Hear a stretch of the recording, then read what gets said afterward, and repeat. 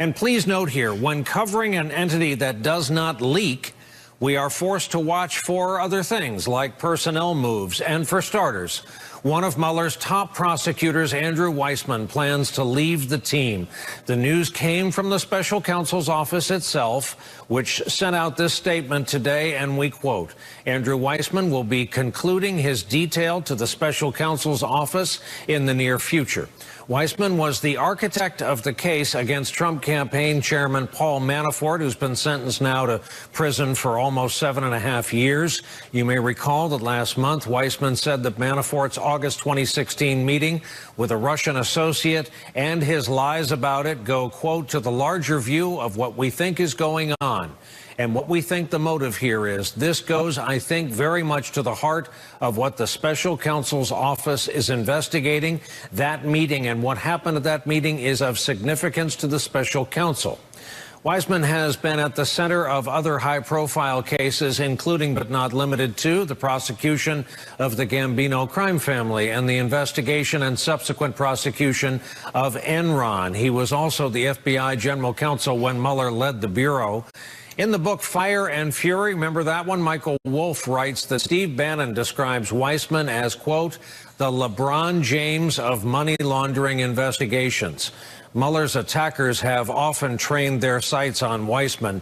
Trump went after him on Twitter, citing, quote, Andrew Weissmann's horrible and vicious prosecutorial past. Trump's allies on Fox News have targeted him for prosecution of Manafort and his larger role in the Mueller inquiry. Why would Robert Mueller hire a guy like Andrew Weissmann with that atrocious track record? Why was he ever appointed? The answer is it was a fishing expedition, and it was an effort to get Trump from the beginning. The plan for Paul Manafort, meanwhile, is to ensure that he dies behind bars. Mueller's lead prosecutor in this case, Andrew Weissmann, is working hard to make sure that happens. What the special counsel has done, Mr. Mueller, is he has chosen his Jack the Ripper-like leader, Andrew Weissmann, to use the type of tactics that are properly reserved for mafia gangs, for terrorists. Well, I've called Mr. Weissmann the poster boy for prosecutorial misconduct. You get the drift. There is another telling personnel shift at the special counsel's office. NBC News reporting it this way, quote, Mueller's top FBI investigator, David Archie, has also left to become the agent in charge of the Richmond field office. A top counterintelligence official, Archie had been the senior FBI agent assigned to Mueller's team, and, quote, multiple law enforcement officials tell NBC News that Mueller has farmed out cases not directly related to Russia to other Justice Department offices. Today, we learned that the case against Roger Stone will go to trial November 5 of this year. The judge also declined to change Stone's gag order wording for now. Former Trump National Security Advisor Michael Flynn's sentencing has been delayed until mid-June. His lawyers say that in the meantime, he plans to cooperate with prosecutors on a different case. Ex-Trump campaign official Rick Gates may well find out about his sentencing tomorrow. If he is not given a sentencing date, that will likely mean he is still worthwhile and cooperating with Mueller. Amid the movement at the special counsel's office and the outstanding cases, Congress is now suddenly taking an increased interest in the pending report on the investigation.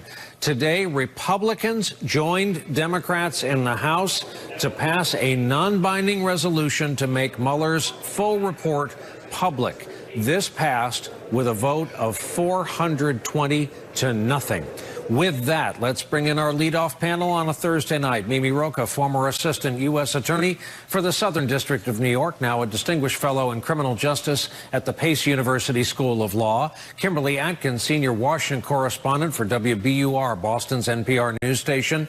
Also with us tonight, Eric Tucker, Justice Department reporter with the Associated Press. Mimi Rocah, to start with you, you and I have alternately doubted some of the reporting that's come out and been rather dire. Mueller's going to be done by Tuesday. Mueller's going to be done a week from this, however, as I mentioned, in a case with no leaks, where we have boxes to watch coming out the front door, where we have attorneys departing, FBI agents departing, does that suffice for you as good as indicator as any? I would call this strong circumstantial evidence. Okay, being like, a lawyer. Right. Someone comes in.